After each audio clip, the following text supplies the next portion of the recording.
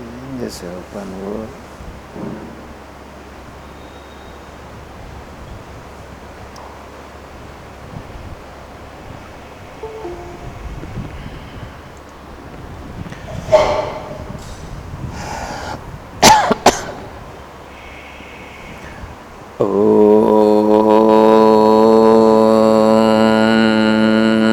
తత్సత్. ఓం శ్రీ గురుభ్యో నమః.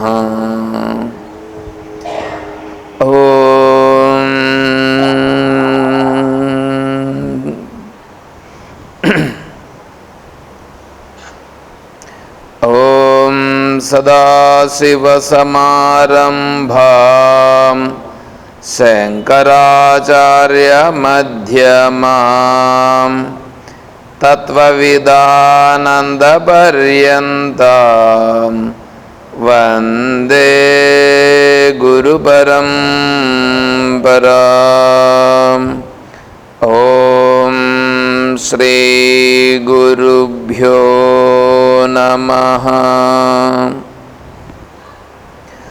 పూజ్య గురుదేవులు తత్వవిదానంద సరస్వతి స్వాముల వారి దివ్య చరణారవిందములకు ప్రణమిల్లుతూ పరిపూర్ణ పరబ్రహ్మస్వరూపులకు ప్రియాత్మ బంధువులారా, ఓం.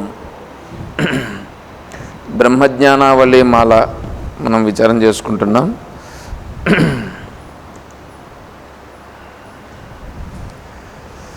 అందులో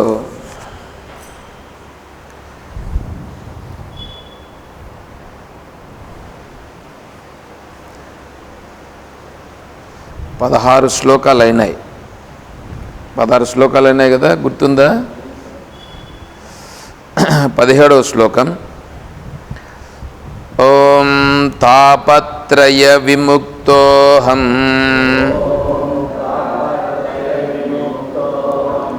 దేహత్రయ విలక్షణః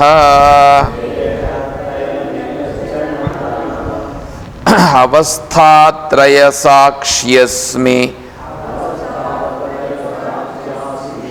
అహమేవాహమవ్యయః.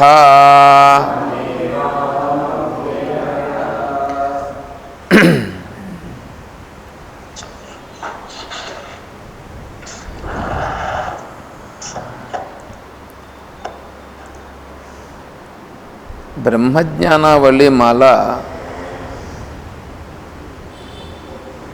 బ్రహ్మ అంటే ఏంటి అనేదాన్ని చాలా స్పష్టంగా చెప్తుంది అన్నమాట. ఇప్పుడు మోక్షమును పొందుట అంటే నేను ఆత్మస్వరూపము, నేను ఆత్మస్వరూపమే కానీ ఆత్మస్వరూపం కంటే వేరేది కాదు. అయితే ఇప్పుడు శరీరం ఇవన్నీ ఉన్నాయి కదా, ఇవి కర్మ నుంచి సంప్రాప్తమైనవి.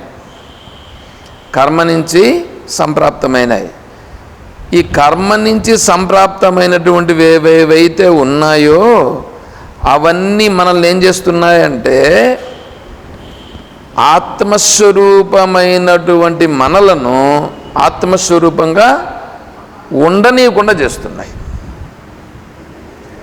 ఇప్పుడు మనం ఏం చేయాలి? మనం ఆత్మస్వరూపంగా ఉండాలంటే ఏవేవైతే నేను కాదో వాటిని నేను కాదు అని ఉండాలి. దాన్ని విడిచిపెట్టేసేదానికి లేదు, విడిచిపెట్టకుండా ఉండేదానికి లేదు. ఇప్పుడు మనం ఎట్లా ఉండాలంటే ఇది నేను కాదు అంతే. మరి నేనేంటి నీకు తెలియాలంటే దీన్ని విడిచిపెడితే కానీ తెలియదు. దీన్ని విడిచిపెట్టేది అంటే విడిచిపెట్టుట అంటే ఎట్లా? దాన్ని ఈ బుక్ అనుకోండి, దాన్ని కావాల్సింటే అక్కడ పెట్టేయచ్చు, ఇట్లా పెట్టేయచ్చు. ఇప్పుడు ఈ శరీరాన్ని నేను ఇక్కడ పెట్టేసి ఇది నేను కాదు అనే దానికి దీన్ని ఇక్కడ పెట్టేసి నా పాటికి నేను పోయేదానికి ఉందా? అంటే ఏం చేయాలి? ఇప్పుడు ఈ శరీరము నేను కాదు అని అనాలంటే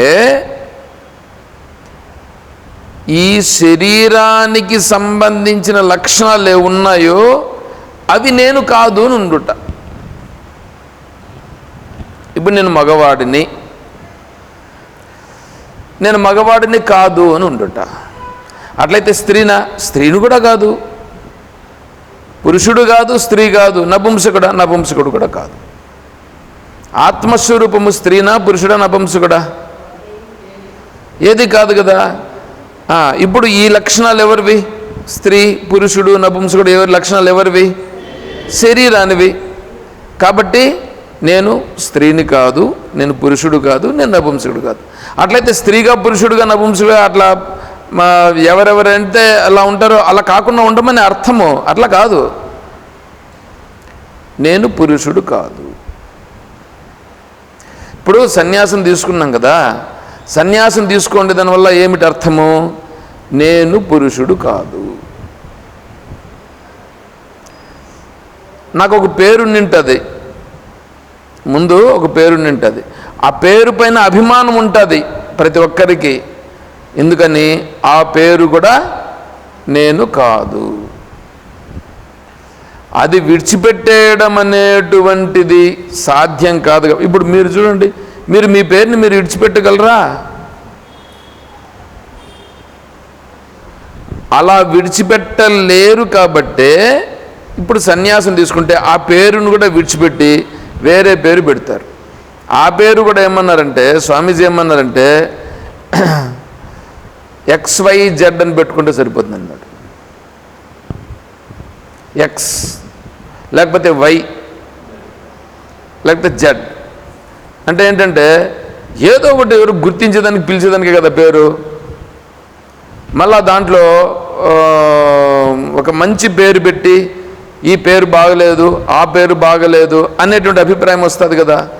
ఏ పేరైతే ఏంటి, ఏ, నా పేరు ఏ, అట్లా ఉండాలండి అని చెప్పారు. అంటే అటువంటి భావన మనకు రావాలి.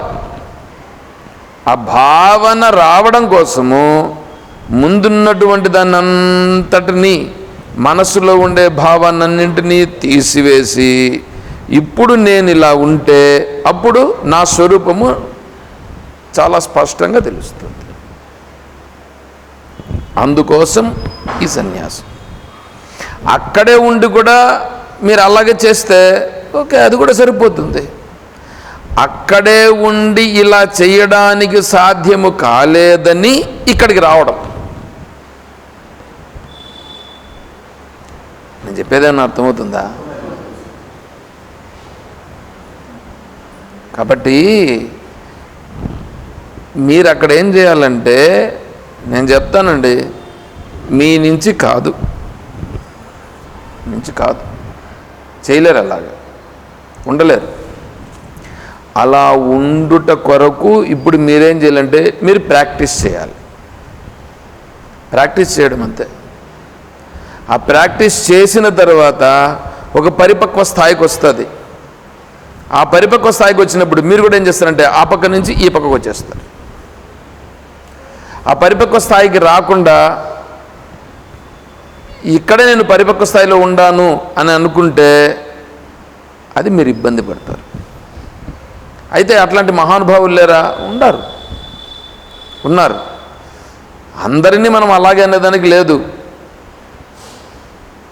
కానీ ఈ సంసారంలో ఉండేటువంటి జంజాటం అనేది చాలా, నువ్వు సైలెంట్గా ఉందామంటే కూడా నిన్నది ఉండలేదు. అందుకని ఏం చేయాలంటే దాంట్లో నుంచి ఎప్పుడు బయటపడిపోదామా అనే పరిస్థితి రావాల్సి వస్తుంది. అది రావాలంటే ఈ అభ్యాసం చేస్తే కానీ రాదది. అందుకొరకు దీన్ని తెలుసుకో. దీన్ని తెలుసుకుంటే అప్పుడు నీకు తెలుస్తుంది. ఇక్కడ అంటున్నాడు దానికే తాపత్రయ విముక్తోహం. తాపత్రయములు, తాపము అంటే దుఃఖము. ఇప్పుడు తాపత్రయములు ఏంటంటివి? తాపత్రయాలు 3 తాపత్రయాలు ఉన్నాయి. ధనేశన, ధారేశన, లోకేశన. పుత్రేశన ధారేశనలో వచ్చేస్తుంది. భార్య వచ్చిందంటే పుత్రుడు వచ్చేస్తాడు. ఇవి నిన్ను తప్పింపజేస్తాయి, తప్పింపజేయవా? నీ మనస్సుని తప్పింపజేస్తాయి. అందుకే వీటిని ఏషణ అన్నారు. దాన్నే కామ ఏష, క్రోధ ఏష, రజోగుణ సముద్భవ, మహాశనో మహాపాప్మ, విద్యేన మిహ వైరిణం. నేనైతే మోక్షం గురించి చెప్తున్నానండి. మోక్షం కావాలి అనుకునే వాళ్ళకి మాత్రం బాగా ఉపయోగపడుతుంది. మోక్షం వద్దు మాకు లోకంలో ఉండాలి అనుకునే వాళ్ళకి ఇది ఉపయోగపడదు, ఒకటి. తర్వాత రెండవది, మోక్షం అంటే ఆత్మస్వరూపమును పొందుట, ఆత్మస్వరూపముగా నిలబడుట. ఇది భగవద్గీత చెప్పినటువంటిది, ఉపనిషత్తులు చెప్పినటువంటిది. ఇంకా వేరే ఏంటో మీ బుద్ధుల్లో పెట్టుకొని ఉంటే దానికి నేను బాధ్యుణ్ణి కాదు. ఎందుకంటే మీకు అటువంటి భావాలు ఏమైనా ఉంటే దాన్ని అడగగలిగితే కావాలంటే దానికి నేను సమాధానం చెప్తాను. దానికి సాక్ష్యం కూడా నేను ఉపనిషత్తుల్లో, భగవద్గీతలో చూపించగలుగుతా. మీ భావాలు ఏంటో పెట్టుకొని ఉండి దాని ప్రకారంగా మీరు అనుకుంటే దానికి నేను బాధ్యుణ్ణి కాదు. నేను చెప్పడం వరకు మాత్రమైతే కరెక్ట్గా నేను చెప్తున్నాను. వాసనలు ఎట్లా ఉంటాయంటే బాగా అంటుకొని పోయి ఉంటాయి. ఇది విన్నప్పుడు ఇది కరెక్ట్, మళ్ళీ వేరే వాళ్ళు మాట్లాడితే అది కరెక్ట్.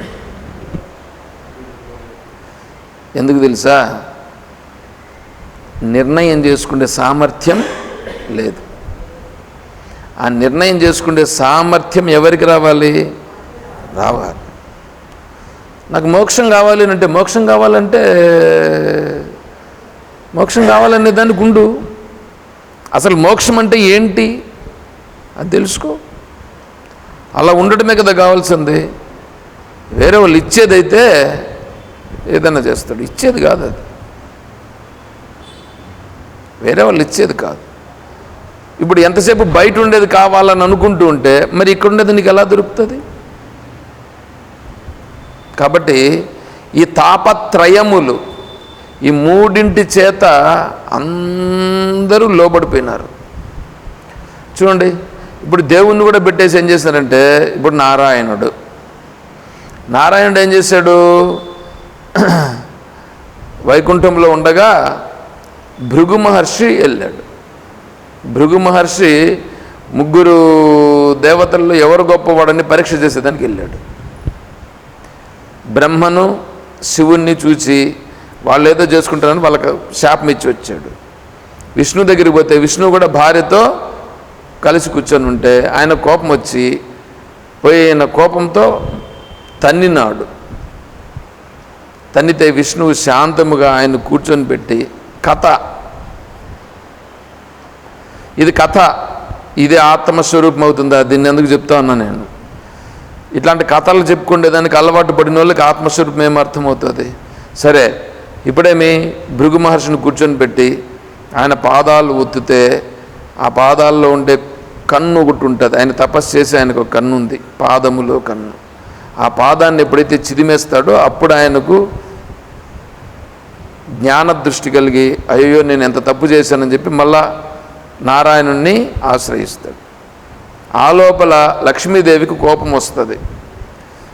వక్షస్థలములో తన్నితే ఆయన నువ్వు క్షమించి వదిలిపెడతావా అని చెప్పి ఆమె కోపం వచ్చి భర్తను విడిచిపెట్టేసి భార్య వెళ్ళిపోతుంది. ఏమంటే భార్యాభర్తల మధ్యలో కొట్లాట్లు వస్తాయి కదా, దీన్ని ఎవరికి తీసుకొని పెట్టేసినారు? ఇప్పుడు దేవునికి కూడా భార్యాభర్తల మధ్యలో, వాళ్ళు కూడా భార్యాభర్తలు అన్నమాట. దేవుడు కూడా భార్యాభర్తలు కాబట్టి వాళ్ళు కూడా కొట్లాట్లు వచ్చి వాళ్ళు కూడా విడిపోయినారు. ఎందుకంటే వీడు విడిపోయినాడు కదా, అందుకని వాళ్ళు విడిపోయినారు.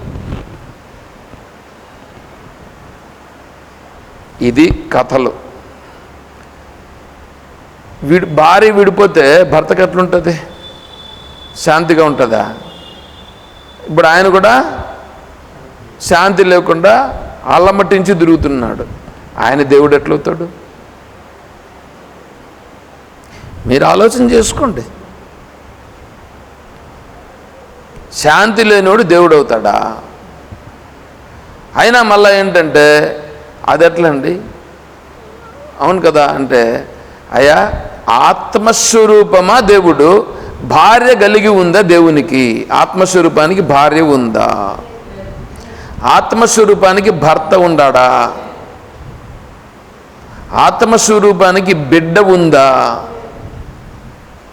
మీకు తెలిసి చెప్పండి ఏమన్నా ఉంటే.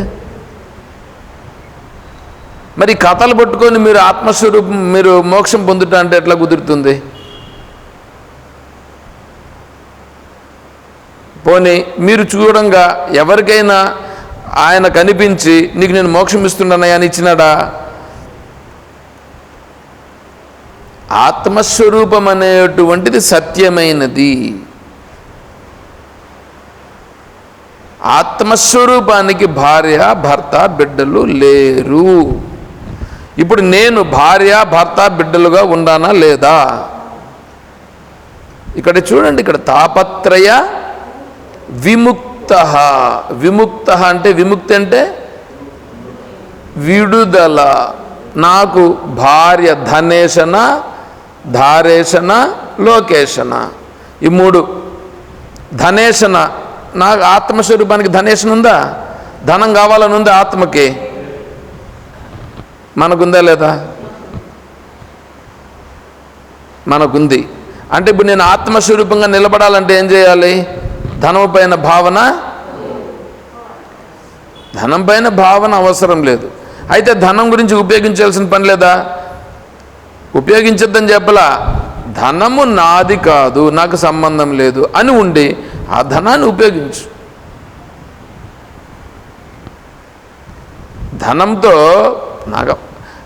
ధనముతో ఇప్పుడు ధనము కావాలని ఉందని అనుకోండి, ఎంతసేపు ధనం పైన పోతూ ఉంటావు, ఎంతున్నా చాలదు. ఇప్పుడు ఉండేటువంటి దాన్ని నీ దగ్గర ఎట్లా, ఇదేదో ఉంది దాంతో నాకేం అవసరం లేదండి అన్నంత మాత్రం అది నీది కాకుండా అయిపోతుందా? ఏమంటే మీ బ్యాంక్ అకౌంట్లో ఉండేది నాకేం దాంతో ఏం పెద్ద పని లేదండి, నాకు అవసరం, అది నాదా అని మీరు అనుకుంటే, అది మీరు అనుకున్నారని అనుకోండి, అది నీది కాకుండా అయిపోతుందా? మీ బుద్ధిలో పెట్టుకో. అవసరం వస్తే ఆ ధనాన్ని వాడు.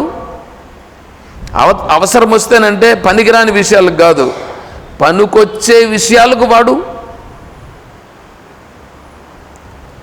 పనికొచ్చే విషయాలు అంటే ఏంటివి? ధర్మము తెలుసుకో, దైవ కార్యక్రమాలకు దేనికి పెట్టాలను తెలుసుకో, దానికి వాడు. అప్పుడు ధనము నీ దగ్గర ఉండినా నీవు ధనమునకు లోబడని వాడు అవుతావు. ధనాన్ని జయించుట అంటే ధనంజయ ఉన్నాడు కదా. ఎవరు ధనంజయుడు? అర్జునుడు. ధనంజయ అంటే అర్థం ఏంటి? ధనమును జయించినాడు. అంటే ధనమును జయించుట అంటే లోకంలో ఉండే రాజులను జయించి ధనాన్ని సంపాదించుకొచ్చినాడు. ఎవరి కోసం? ఆయన కోసమా? ఆయన కోసం కాదు. ఎంత సంపాదించి నేను సంపాదించినాననే మాటే లేదు.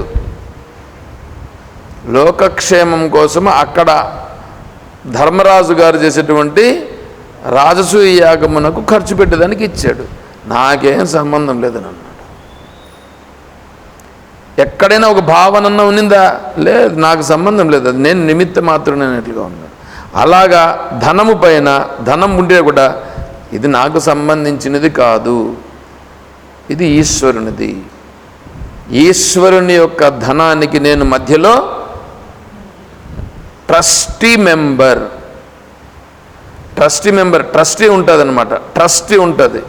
ట్రస్టులో ఎట్లంటే ఏదైనా ఒక పని చేయాలంటే ఒక్కడే చేయకూడదు. ట్రస్టులో ఒక్కడే చేయకూడదు. దాంట్లో కమిటీ వాళ్ళు ఉంటారు. ఆ కమిటీ వాళ్ళు నిర్ణయం చేస్తారు. నిర్ణయం చేస్తే అప్పుడు దాన్ని చేస్తారు. అప్పుడేమవుతుందంటే అది ఆయన పైన రాదు. మామూలుగా ఎక్కడైనా ట్రస్టీ అంతే కదా. ఇప్పుడు పంచాయతీ ఉందని అనుకోండి, పంచాయతీలో ఉండేటువంటి వాళ్ళు పంచాయతీ డబ్బులను సర్పంచ్ ఖర్చు పెట్టేస్తాడు.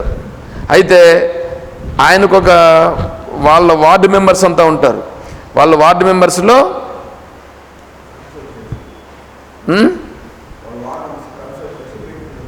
వార్డు మెంబర్స్ కన్సల్ట్ చేసి వాళ్ళందరితో దానిని ఈ పనులు చేద్దాము అనేటట్లుగా ఒక కమిటీలో ఏర్పాటు చేస్తాడు.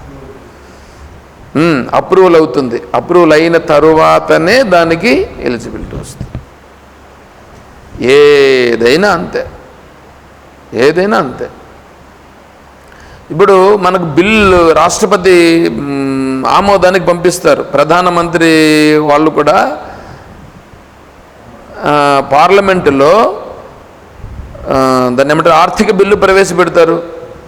ఆర్థిక బిల్లు ప్రవేశపెడితే ఒప్పుకునేస్తారు వెంటనే. దానిపైన చర్చలు జరుగుతుంది, చర్చోపచర్చలు. దాన్ని ఎట్లా చేద్దాం, దీన్ని ఎట్లా చేద్దాం, ఏంటి అన్ని చర్చలు జరిగి మళ్ళీ ఫైనలైజేషన్ చేసి మళ్ళీ రాష్ట్రపతికి పంపిస్తారు. అప్పుడు రాష్ట్రపతి ఆమోద ముద్ర వేస్తారు. అంటే ఏంటి, ఒకరి వలనే జరుగుతుందా ఏదైనా అంటే నాకు సంబంధించినది కాదు, ఇది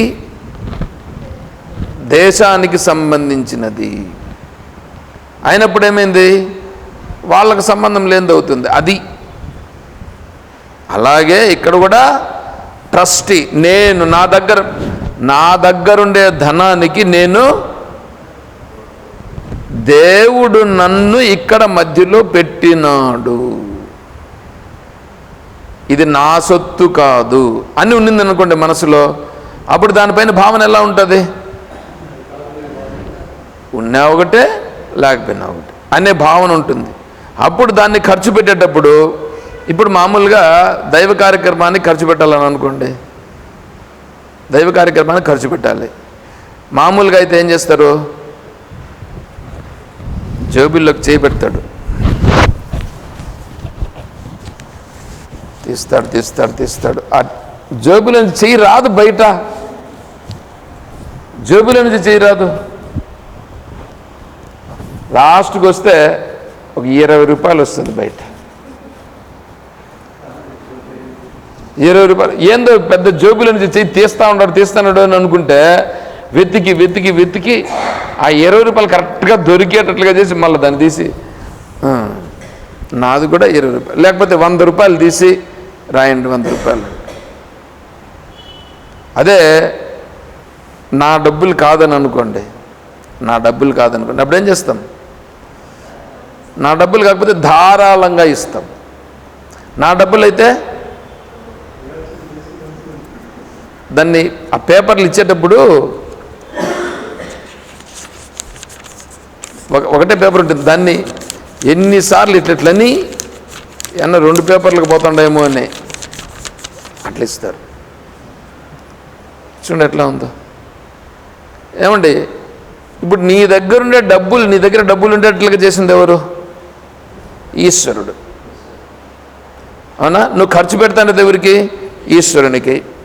ఇప్పుడు ఈశ్వరునికి తెలీదా నీ దగ్గర ఉండే డబ్బులు ఎంత ఉండదనే విషయము, నీ దగ్గర ఎంత ఉండదో తెలుసు, నీ దగ్గర ఉండేటువంటి ఖర్చు దాన్ని ఎలా ఖర్చు పెట్టించాలనో తెలుసు.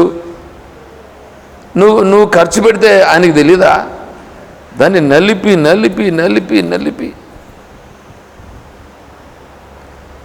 ఎందుకు ఈ చేతిలోనే నలుపుతా ఉన్నావంటే నీ మనసులో ఎంత నలుపుతా ఉంటావు. ఇది పోవల్ల, ఆత్మస్వరూపానికి ఇది లేదు, ఆత్మస్వరూపానికి భావన లేదు. ఇప్పుడు ధ్యానం చేయాలనంటే, మనసు నిర్మలంగా ఉండాలనంటే నీకు ధనం పైన భావన ఉంది. నువ్వు ధ్యానం చేయాలని కూర్చుంటే నీకు ధ్యానం ఎక్కడ నిలిచేది, నిలుస్తుందా,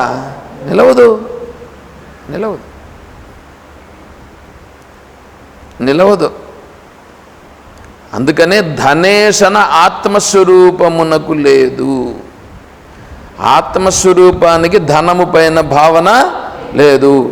నేను ధనము నుండి విడుదలను చెందితే నేను ఆత్మస్వరూపంగా ఉంటాను, నిలుస్తాను. అప్పుడు నీకు ఫ్రీ వస్తుంది.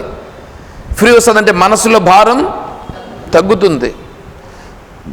తర్వాత ధారేషణ. ఆత్మస్వరూపానికి భార్య ఉందా? మరి ఇది ఈ కథ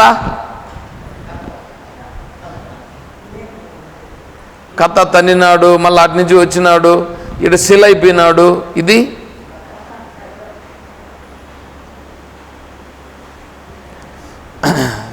ఇప్పుడు స్వయంభూ అంటారండి. ఏమంటే స్వయంభూ ఎన్నిసార్లు వెలుస్తాడంటే, స్వయంగా పుట్టుట. స్వయంభూ అంటే స్వయంగా పుట్టుట కదా. ఎన్ని జాగాల్లో పుడతాడు, ఎన్నిసార్లు పుడతాడు? భగవంతుడు ఒకడే కదా. ఇప్పుడు స్వయంభూ అంతా ఉన్నదంతా ఈశ్వరుడే, మళ్ళీ దాంట్లో మళ్ళీ స్వయంభూ ఏంది? ఇంకొక జాగాలో పుట్టడం ఏంది? ఆలోచన చేయండి. ఆత్మస్వరూపం అంటే ఆత్మస్వరూపాన్ని ఎవడైనా పుట్టించినాడా? ఆత్మస్వరూపాన్ని ఎవడు పుట్టించలేదు. ఆకాశం పుట్టింది. ఆకాశం పుట్టింది ఆత్మ నుంచి. ఆత్మన ఆకాశ సంభూత పంచీకరణం చూసినాం కదా. కాబట్టి ఆత్మ నుంచి ఆకాశం పుట్టింది, కానీ ఆత్మ పుట్టలేదు. నేను ఆత్మనా లేకపోతే ఈ శరీరమా? చూడండి. ఇప్పుడు నాకు భార్య, భర్త, బిడ్డలు ఉండారా? నాకు భార్య కానీ, భర్త కానీ, బిడ్డలు కానీ లేరు. అరే లేరు అని అనప్ప అనుకో ముందు మనసులో. లేరు అని అనుకోని కూర్చుంటే కదా నీ మనసు నిలుస్తుంది. నీ మనస్సులోనే ఆ భావన పోగొట్టుకోకుండా ఉంటే నీకు మనసు ఎట్లా నిలుస్తుంది? నీకు ఎట్లా, ఏ విధంగా స్థిరమవుతుంది? ఆత్మస్వరూపం ఎట్లా తెలుస్తుంది?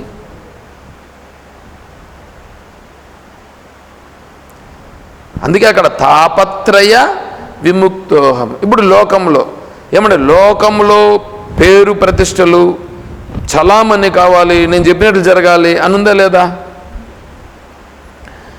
ఆత్మస్వరూపం ఈ సృష్టిని అంతా సృష్టించినాడు కదా.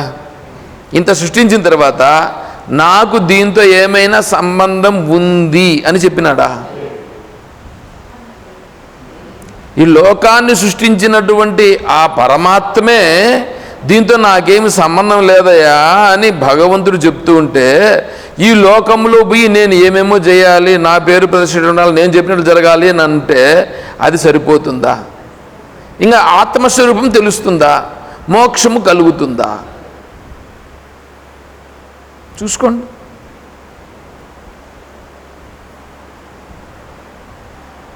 అంటే మార్పు ఎక్కడ రావాలా? వినిపిస్తుందా? వినిపిస్తే, అర్థమైతే మీరు చెప్పుకొని చూసుకోండి. నేను ఆత్మస్వరూపంగా ఉన్నానా? నేను శాంతిగా ఉండానా? ఒకటేనండి, శాంతిగా ఉండానా? లేదు, శాంతి కుదరదు. ఆటి నుంచి ఈటికి వచ్చినా కూడా శాంతి, ఈయన్నే శాంతి కలగలేదంటే ఇంకా ఆడేం శాంతి కలుగుతుంది?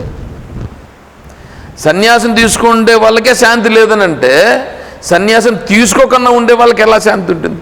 సన్యాసులకు భార్య, బిడ్డలు, ఇల్లు, వాకిలి, భూములు, బుట్టలు ఇవన్నీ ఉంటాయా? వాడే శాంతి లేక సస్తా ఉన్నాడు.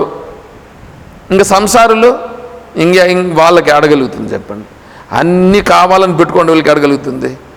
అవన్నీ వద్దు మనస్సులో అనే భావన కలిగించుకునే దానికి సన్యాసం. అక్కడే ఉండి నాకేమీ లేవండి, నాకు ఇల్లు లేదు, వాకిలి లేదు, భార్య లేదు, బిడ్డ లేదు, తల్లి లేదు, తండ్రి లేదు, బాగానే ఉంది. పరక్కట్ట వేరే ఆవు వచ్చి తింటా ఉంది. వీనింట్లో ఉండే పరక్కట్ట అది ఊడ్చేసి ఉంటారు, అదంతా ఇదైపోయింది. పరక్కట్టను వేరే ఆవు తింటాను. చూస్తా అట్లే ఉండవయ్యే, కొంచెమైనా పరక పోతాను తెలీదా?